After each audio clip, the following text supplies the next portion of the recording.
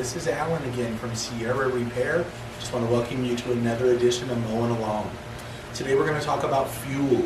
I would tell you I've been in the outdoor power industry for 21 years. I've owned a store, I've owned a landscape company, and I will tell you that, in my opinion, the worst thing for gas-powered equipment is gas. It's crazy, but it is. Here at Sierra Repair, we have a full-blown shop in the back that we're going to show you some pictures of. And just guessing, I'm going to tell you 75% of the machines that come into our shop for repair have some sort of fuel-related issue. Whether it's a carburetor, a fuel tank, fuel lines, something along there, something's wrong with the fuel system. So let's talk about that. The biggest thing I'm going to tell you about fuel, the biggest thing I can educate you about on fuel is fuel goes bad. So a lot of people don't realize that. I'll ask someone, hey, why isn't your mower working, or what'd you do? And they'll say, no, I put gas in. I'll say, is it fresh gas? I'm like, oh, it's from last year. Yeah, no, that's not fresh gas. Gas starts to degrade after about 2 months, maybe 3 months, depends on what part of the country you're in, and that matters because different parts of the country have different types of fuel and different types of gas at the gas station. We are in the West Coast here, and we have ethanol in our fuel. Sometimes it's 10% ethanol, it can go up to 15% ethanol, depending again on the season and exactly where you're located. So you need to be aware of that. The ethanol in gas is what really causes the issues. Ethanol, in theory, is basically made from corn or grain, and it deteriorates pretty quickly in fuel, and it turns into a gummy, sugary type of material. Ethanol also can promote water absorption. So your gas can sitting in your garage waiting, to put in your lawnmower, and it has ethanol in it. It sits there for 2 or 3 months.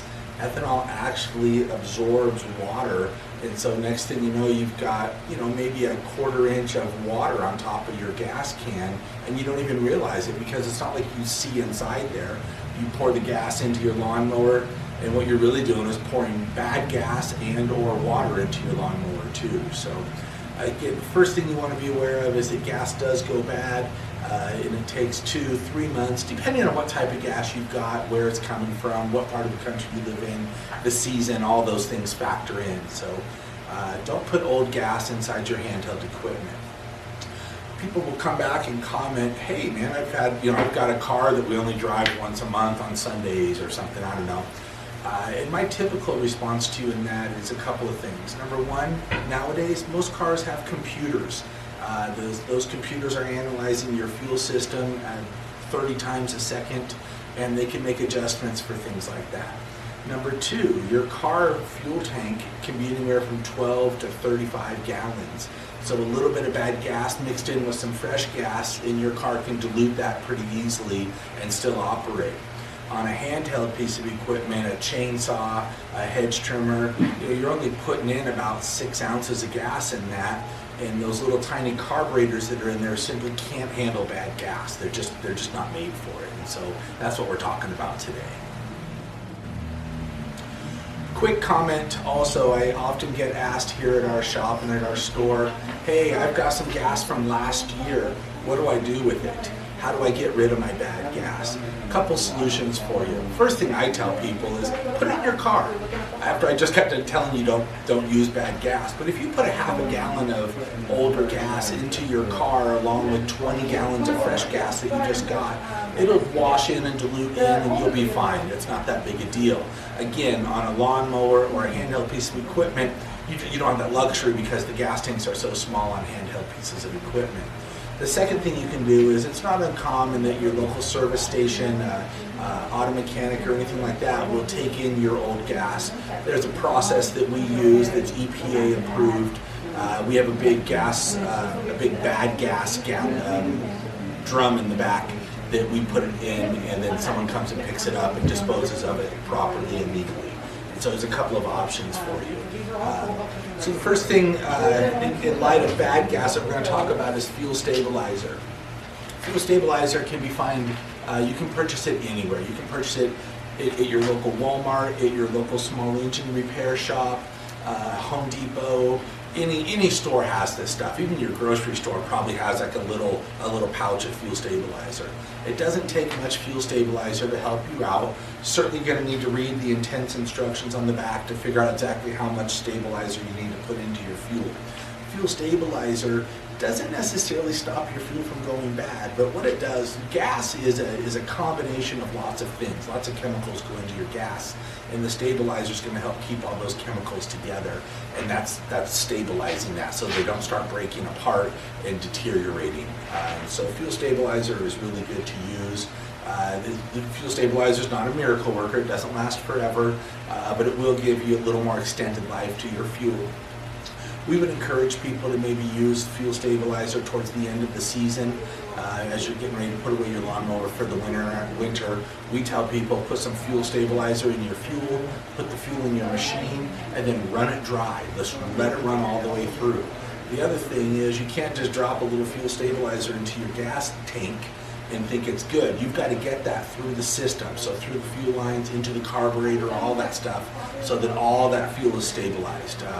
And again, we encourage you to put fuel stabilizer in and then run your machine dry as you go into, say, a wintertime mode or a storage mode. And that way you don't have old gas sitting in your carburetor, in your float bowl, or in your fuel lines anywhere. And so that way it won't go old or go bad. Another option next to fuel stabilizer is to get ethanol-free gas. Depending again on what part of the country you live in, you can find ethanol-free gas at different gas stations. And then you can also find it in what we would refer to as canned gas. This is just gas, it's just regular gas. And canned gas comes in lots of different brands. Again, you can buy this anywhere. You can buy this at your local gas station, you can buy this at your local hardware store, your local lawnmower repair place. Everyone sells canned gas nowadays. It is expensive, and you don't need this all the time, but canned gas is always going to be ethanol free. That's a really big deal. All canned gas is going to have that words on there, ethanol free. And that way this gas is not going to break down nearly as quick. Canned gas has a shelf life of maybe 4 or 5 years versus 2 or 3 months with the ethanol in it. And so canned gas, anywhere you go, you can buy that, and it's a great alternative. I'm not sure I would tell you need to use canned gas every time you mow the lawn. It's more of an end of the season thing. You can put some in as you're getting ready maybe for your last 1 or 2 times you're going to mow the lawn. Put some canned gas in there. It's going to be ethanol free. Get that running through your system, and it'll stop all those fuel lines in the carburetor from getting gummy gas or bad gas in it. So canned gas is a great alternative. I'm not here to promote a certain brand. I don't even know what we have. We've got VP, we have Kawasaki.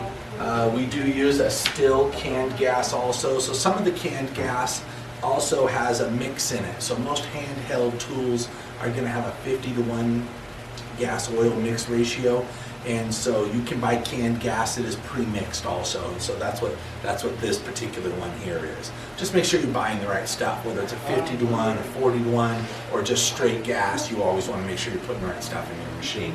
But it doesn't matter what brand or anything like that you use. You're looking for ethanol-free canned gas, and that'll stop your fuel from deteriorating. And so that's important also. Another thing I want to point out on bad gas, as we call it, is bad gas is going to look a little different and it's going to smell a little different. What does it smell like? I don't know that I can totally convey that to you via a video. I'm going to show you some pictures of good gas versus bad gas, but it's kind of one of those, you know it when you smell it.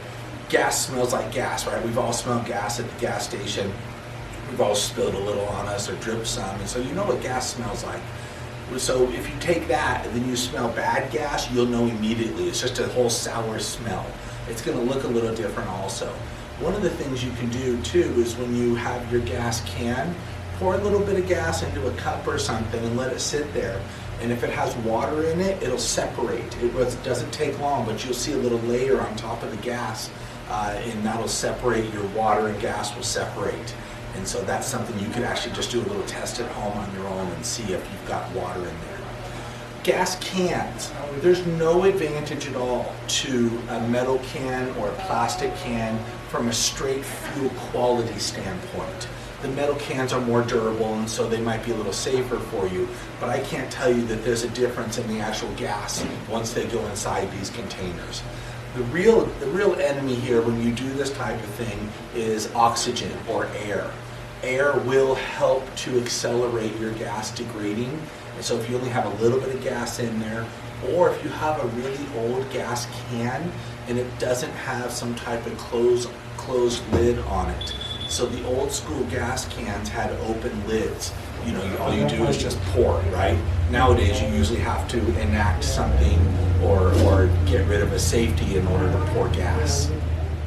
So old school gas cans, you just poured, right? They just had a spout and you just poured. And so they don't make those anymore. Now everything has to have spill proof. So in order to use your gas can on this particular model, you got to push in this spring here, which activates it to be able to open. I'm not going to get into the safety part of it, but what I am telling you is because the gas cans are newer and safer nowadays, that spring stops oxygen from coming in. And so all gas cans now have some type of anti-spill on them, or any newer ones, and that's also going to prevent oxygen from getting inside there. So the fuller your gas can is, the less chance you'll have oxygen. The less oxygen, the less it'll deteriorate or degrade. I will point out one quick thing to you from a gas perspective. I just want to show you. People often think that this thing in here, this white thing, is a filter of some sort, and it's not. It's actually there for fire suppression. And so just an FYI for you. Again, not the point of this video, but I do want to show you those are not filters. Those aren't there to filter your fuel. Those are there for fire suppression reasons. So there you go. Last thing I'm going to talk to you about, just going to mention to you, is you can't turn bad gas into good gas. So you've got some old gas, it's rotten, it's foul, it's yucky. You can't put stabilizer in it and then make it good again. That's not available. So once it's bad, you need to get rid of it somehow. So that's all I've got for you today. Again, this is Alan with Mowing Along here at Sierra Repair. If you like our video, please hit the like button, subscribe to our videos, and we come out with them about every 2 weeks. Thanks, you guys.